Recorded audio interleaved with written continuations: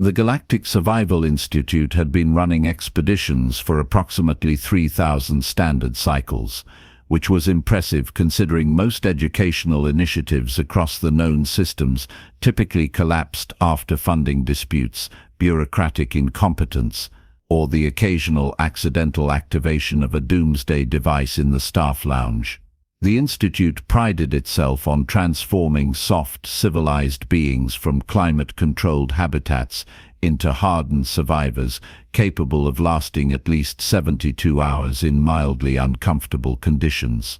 Their success rate hovered somewhere around 94%, though that number conveniently excluded incidents classified as learning experiences or character-building fatalities. The current expedition, Survival Training Session 4721, had assembled a particularly diverse group.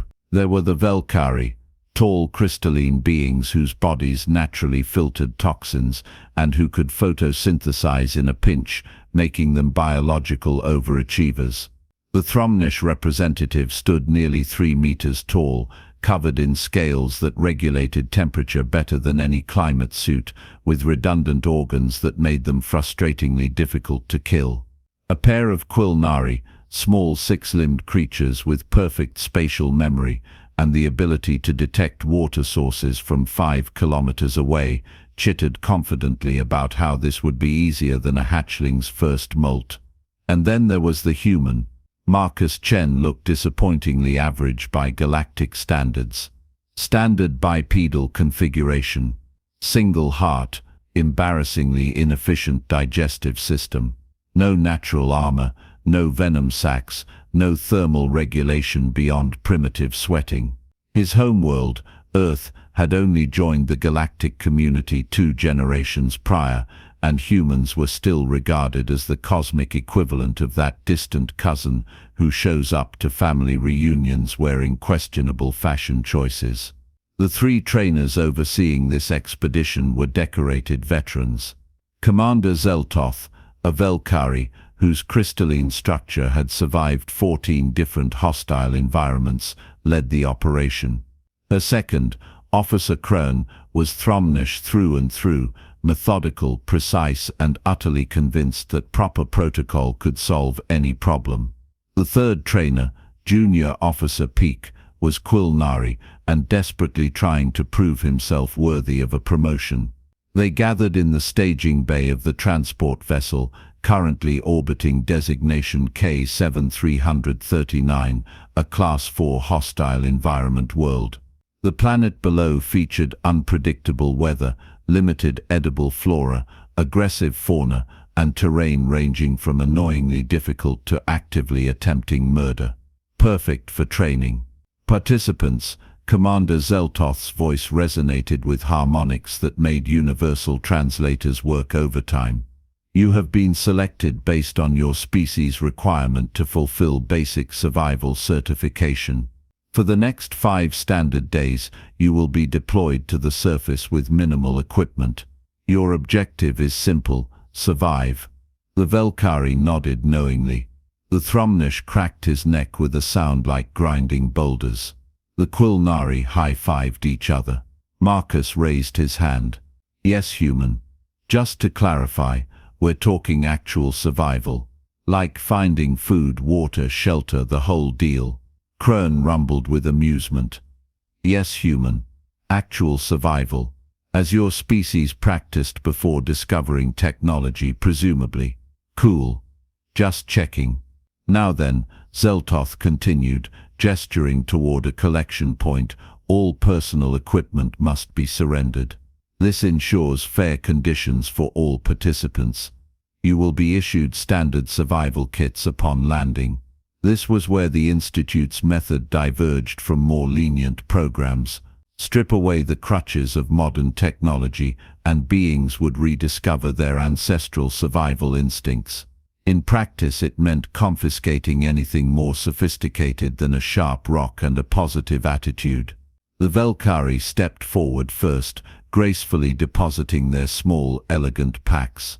The Thromnesh followed, surrendering a pack that probably weighed more than Marcus's entire body mass.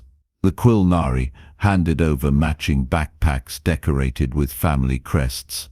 Marcus stood at the back, hands in his jacket pockets, staring at the collection point like it had personally insulted his ancestors. Human. Junior Officer Peak bounced forward. Your equipment. Right. Yeah. About that. Marcus slowly shrugged off his backpack, and calling it a backpack was like calling a Star Cruiser a vehicle. The thing was enormous, military-grade, covered in straps and pouches and mysterious bulges. When Marcus set it down, the deck plating made a concerning sound. Zeltoth's crystalline structure flickered with curiosity. That is quite substantial. Family heirloom. My grandfather used it. And his grandfather. We're sentimental. I see. And the rest? Marcus proceeded to remove a smaller pack from his front. Then a hip bag. Then a sophisticated belt with at least 15 pouches. He pulled a multi-tool from one pocket, a collapsible container from another, and something that looked suspiciously like a water filtration straw from a third pocket that shouldn't have physically existed on his jacket. Kern watched this display with growing disbelief. Human. How much equipment did you bring? Just the essentials. Marcus deposited everything in the collection pile. He stood there in just his basic uniform, looking somehow smaller without his gear. Excellent, Zeltoth said, though she sounded less certain. Your personal effects will be secured and returned upon extraction. Any final questions? Just one. The planet below K7339, it has a water table, right? Seasonal weather patterns. Basic carbon-based ecosystem. Peak consulted his datapad. Correct. Standard Class 4 parameters. Why do you ask? Marcus smiled, and there was something in that expression that didn't quite match his unremarkable features. No reason. Just good to know the fundamentals. The descent took 30 minutes. The Velkari meditated, their bodies humming with stored solar energy. The Thromnesh reviewed survival protocols on his heads-up display. The Quilnari practiced their water-finding gestures, whiskers twitching with anticipation. Marcus stared out the viewport at the planet below, watching clouds swirl across continents, his expression unreadable. The transport touched down in a temperate zone, forests to the north, plains to the south, a river system visible approximately 8 kilometers east. Moderate temperature, minimal precipitation forecast, visibility good. The trainers had selected this location because it offered multiple environmental options without being immediately lethal. Participants, attention. Zeltoth stood at the deployment ramp. You will each receive your standard survival kit. Contents include 1 thermal blanket, 1 water container, 2 days of nutritional rations, 1 signal beacon for emergencies, and 1 multi-spectrum tool. Use your resources wisely. She distributed the kits, small efficient packs that looked laughably inadequate compared to what they'd surrendered earlier. The aliens accepted theirs with confidence. Marcus took his kit, hefted it once, and nodded. Lightweight. Efficient. Indeed, Kern said. The Institute has refined these kits over centuries. Everything you need, nothing you don't. Sure thing. Marcus was already scanning the terrain, tree line, water sources, elevation, wind direction, sun position. Deployment begins now, Zeltoth announced. Good luck, participants. Try not to die. It creates extensive paperwork. The ramp sealed with a hiss, and the transport lifted off. The sound faded, replaced by wind through alien grasses, distant creature calls, the rustle of something moving through underbrush. The Velkari immediately headed for an elevated position with maximum sun exposure. The Thromnesh began marking territory near a rock formation. The Quilnari bounded off toward the east, triangulating the river system's location. Marcus stood motionless for 15 seconds, just looking. not at anything specific, but at everything simultaneously. Then he moved. But he didn't move toward shelter, or toward the obvious water source, or toward high ground like tactical doctrine suggested. He moved along the tree line in a seemingly random pattern, occasionally stopping to crouch and examine something on the ground. He pulled leaves from certain plants, sniffed them, sometimes pocketed them. He found stones, not just any stones, but specific ones, certain shapes and sizes, and collected them in a pile. From orbit, Junior Officer Peak watched with confusion. "Commander, the human is gathering." Zeltoth observed the video feed. "So it appears. Should we be concerned? This seems inefficient. Standard protocol dictates finding immediate shelter and inventorying supplies." "Perhaps human survival instincts are different," Krern rumbled. "Their species evolved as persistence hunters. Maybe he's following outdated biological programming. Primitive behavior," Peak concluded, making a note. "Fascinating from an anthropological perspective, but ultimately counterproductive." They turned their attention to the other participants, who were behaving appropriately according to Institute standards. By nightfall of the first day, the Velkari had established themselves on a hillside with excellent sun exposure, conserving energy and sipping rationed water. The Thromnesh had constructed a basic lean-to against rocks, following protocol precisely, consuming exactly 1/3 of his rations. The Quilnari had reached the river, filled their containers, and set up camp on the bank.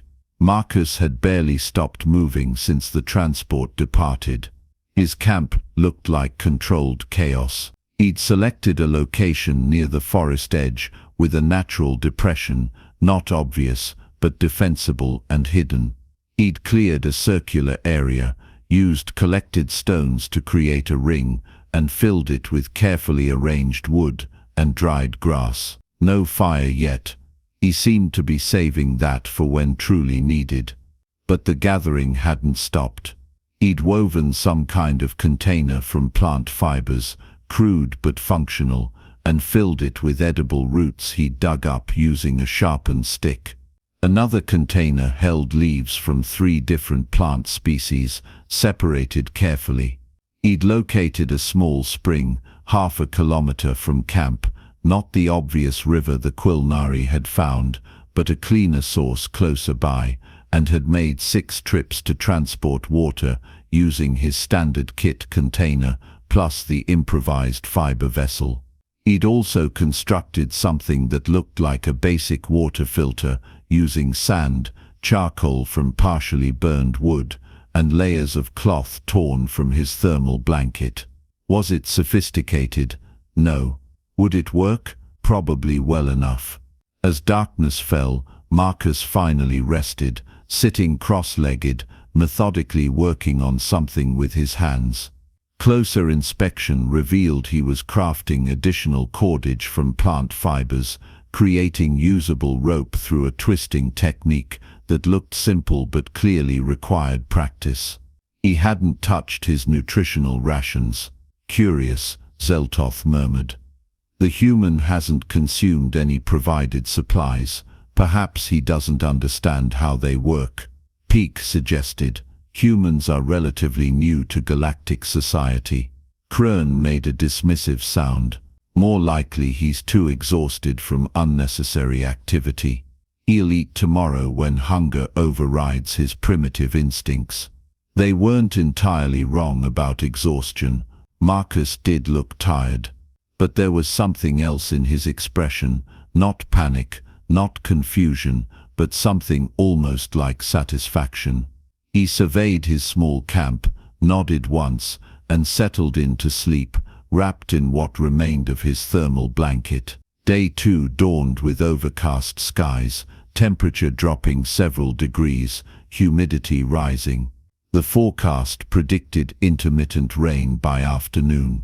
The Velkari woke to reduce sunlight and immediately began energy conservation protocols, moving minimally and entering a semi-dormant state. The Thromnesh checked his supplies, 2/3 of rations remaining, 3/4 of water, and approved of his resource management. The Quilnari discovered that the water they'd collected had developed an unpleasant taste overnight, something in the river biology reacting poorly with their storage container. Marcus woke up and immediately started building something. Using the cordage from the previous evening, his multi-spectrum tool, and straight branches he'd apparently collected before sleeping, he constructed what could only be described as a primitive fishing device, a trigger-based trap that could be set in the small spring. Then he made another one, and another. By mid-morning, he had 5 of these devices deployed in and around the water source, baited with small portions of his gathered roots. "Is he fishing?" Peake stared at the monitor. "There are no significant aquatic life forms in that spring." "Amphibians," Crone said, enhancing the image. "Small ones, barely worth the caloric effort."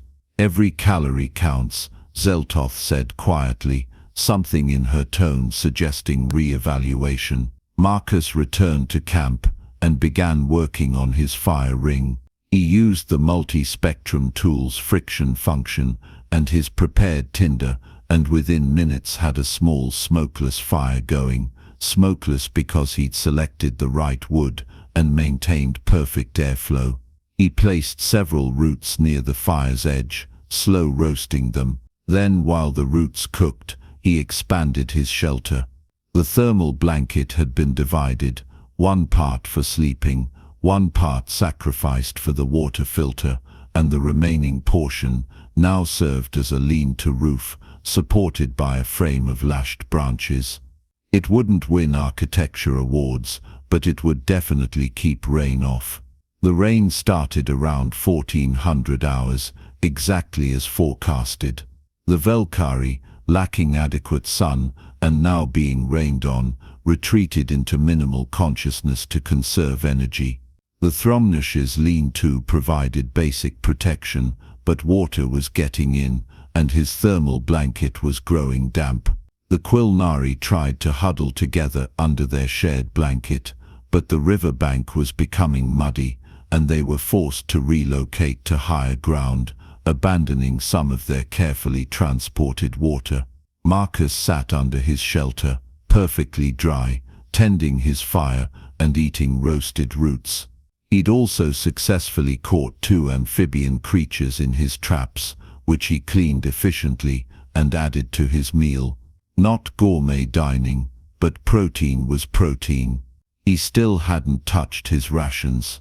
By day 3, the situation had diverged considerably from standard expedition patterns. The Velkari, weakened by lack of sunlight and unable to photosynthesize effectively, were relying entirely on their nutritional rations. Problem: they'd consumed them yesterday. Current food supply: 0. They'd drunk their water down to the last drops. Current hydration: critical. The Thromnesh was in better shape, being generally more resilient, but he'd underestimated the caloric demands of maintaining body temperature in cooling weather. His rations were gone. Water supply adequate, but he'd developed what appeared to be a mild digestive issue from drinking untreated river water. Current status: functional but declining. The Quilnari had managed their supplies best among the aliens, being naturally efficient, but they'd also expended significant energy relocating their camp twice due to weather. Current supplies: quarter rations remaining, water adequate but requiring frequent refills from the river morale dropping. Marcus had expanded his camp into something resembling an actual functional base. His shelter now had a proper roof, walls on 3 sides, and a raised sleeping platform that kept him off damp ground. His fire pit had evolved into something more sophisticated. He'd lined it with stones that retained heat, created a chimney effect for better airflow, and maintained a bed of coals that he could keep alive overnight with minimal fuel. His food storage area contained an impressive array of foraged items, roots, edible leaves, berries from a bush he'd located a kilometer away, and some kind of edible fungus he'd identified and tested cautiously. He'd also constructed a legitimate water filtration system using multiple layers in a frame, with water trickling through slowly to emerge clean enough to drink without treatment.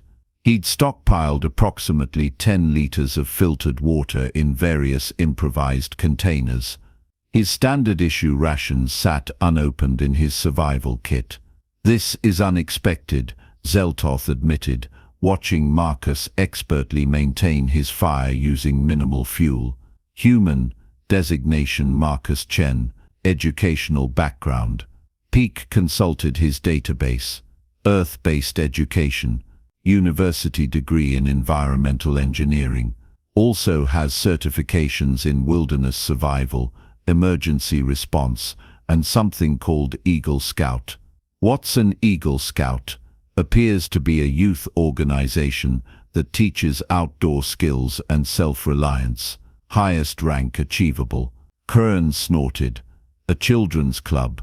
Surely that's not relevant to actual survival situations. They watched as Marcus carefully placed stones around his fire pit, heating them for later use. Then he collected more firewood, not just any wood, but dead branches that had stayed dry under tree cover, properly seasoned and ready to burn efficiently. He organized them by size near his shelter, ensuring adequate fuel for several days. "He's not just surviving," Zeltoth said slowly. "He's thriving." Late afternoon on day 3, the Velkari made the decision. Pride was negotiable when starvation was imminent. They approached Marcus's camp, moving slowly, conserving their remaining energy, crystalline structures visibly dimmed from their usual brilliance. Marcus was sitting by his fire, working on what appeared to be a fishing line made from braided plant fibers. He looked up as they approached. "Hey," he said simply. The lead Velkari's translator struggled with their weakened harmonics. "Human, we require assistance." "Food and water?" Marcus asked without judgment. "Yes." Marcus nodded, standing up. "No problem. Water first. Dehydration is more immediate." He gestured to his filtration setup. "Slow flow, but it's clean. Help yourselves. There's about 8 liters ready." The Velkari didn't argue, didn't negotiate. They drank deeply, their structures brightening slightly with rehydration. "Food's trickier," Marcus continued, moving to his storage area. "You folks photosynthesize primarily, right? These roots have decent glucose content." He offered a selection of the cooked roots. "Not optimal for your biology, but it'll keep you functional until the weather clears and you can get proper sun exposure." They accepted the food, consuming it without their usual grace. Necessity trumped dignity. "Why do you have so much?" one of them asked. "The standard kit provides rations." Marcus shrugged. "Standard kit provides 2 days of rations. We're here for 5. I figured I'd supplement. But the gathering, the construction, the constant activity, it seems inefficient, exhausting. Front-loaded effort," Marcus explained. "Yeah, I busted my tail the first 2 days. But now I have infrastructure. I can maintain everything with minimal energy while staying fed, hydrated and sheltered. The math works out." The Velkari absorbed this information along with the glucose from the roots. "This is not how the Institute teaches survival. Different approaches." Marcus returned to his fiber work. "You're welcome to stay near the camp if you want. Safety in numbers and all that." They did stay, settling at the edge of his camp, recovering their strength while occasionally glancing at the human who'd apparently taken a survival situation and turned it into sustainable living. The Thromnesh arrived that evening, looking distinctly uncomfortable. The digestive issues had worsened, and his food was long gone. Marcus offered the same deal: clean water, foraged food, and no judgment. The Thromnesh accepted with minimal commentary, though his expression suggested this was profoundly embarrassing for a species known for their resilience. The Quilnari held out until day 4 morning, mostly out of stubbornness, but eventually joined what had become a small refugee camp centered around the humans' setup. Marcus welcomed them the same way he'd welcomed the others, practically efficiently, without making it awkward. By day 4 afternoon, all the expedition participants were essentially relying on Marcus's infrastructure. He'd created enough surplus that he could share without depleting his own reserves. His rations remained untouched. Emergency backup, he explained, in case something catastrophic happened to the local food sources. Aboard the orbiting vessel, the 3 trainers watched in silence that had long since moved past disbelief into something approaching professional crisis. "We need to review the footage," Seltoth said finally. "All of it." They spent the next several hours doing exactly that, analyzing every decision Marcus had made from the moment they'd landed. The pattern emerged clearly. While the alien participants had relied on their kits and their training and their biology, Marcus had relied on something else entirely: knowledge, skill, and an apparently pathological inability to stop preparing for worst-case scenarios. He assessed the environment immediately, Kern noted, identified resources, calculated needs, and began infrastructure development within minutes of deployment. His water source selection was optimal, Pick added. The spring he found was cleaner and closer than the river. How did he locate it? "Experience," Zeltus said. He knew what signs to look for: vegetation patterns, ground moisture, terrain features. He didn't need Quilnari water sense because he understood hydrology. They watched him construct the filtration system, the traps, the shelter improvements. Every action had purpose. Nothing was wasted. "The fire management is particularly impressive," Kroon admitted reluctantly. "He's maintained continuous heat for 3 days, using less fuel than the Thromnesh burned in 1 night. Because he understands combustion efficiency," Zeltus said. "Wood selection, airflow, coal bed maintenance. It's not instinct, it's training." Peak pulled up Marcus's file again, reading more carefully this time. "His species has extensive survival training traditions, multiple organizations, centuries of accumulated knowledge, systematic education from childhood." "So while we were confiscating their technology," Zeltus said slowly, "he wasn't worried because humans don't need technology to survive. They need knowledge, and you can't confiscate that." The implication hung in the air like smoke from Marcus's perfect fire. "We've been training species how to survive using Institute protocols," Kroon said. "Ration management, resource conservation, minimal energy expenditure. But humans don't conserve, they create. They don't ration, they forage. They don't wait for extraction, they build settlements. They over-prepare," Peak said, remembering Marcus's enormous backpack. "Excessively. It seems like paranoia until you need it." Zeltus' crystalline structure flickered with what might have been respect, or possibly embarrassment. "We've been teaching aliens how to survive like aliens, but humans survived their hostile homeworld long before they had technology. This isn't primitive behavior. This is expert-level knowledge we don't even include in our curriculum." Day 5 arrived with clearing skies and warming temperatures. The extraction window opened at 1200 hours. Marcus's camp had evolved into a small village by alien standards. The other participants had recovered under his care, regaining strength, hydrating properly, eating foraged food that their bodies could actually process. The Velkari were photosynthesizing happily now that the sun had returned. The Thromnesh's digestive issues had resolved with clean water and basic medicinal plants Marcus had identified. The Quilnari had learned several of Marcus's fiber-weaving techniques and were practicing enthusiastically. When the transport descended, everyone was packed and ready, healthier than when they'd arrived despite the harsh conditions. The trainers greeted them at the deployment ramp.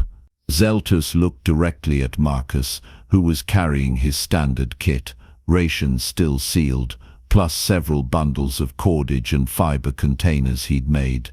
"Human Marcus Chen," she said formally. "Congratulations on completing your survival certification." "Thanks." Marcus hefted his kit. "Want these rations back?" "I didn't need them." There was a long pause. "You survived 5 days without consuming any provided nutrition." "Yeah, rations are for emergencies. This wasn't an emergency." Kroon rumbled. "What would you classify as an emergency?" Marcus considered this.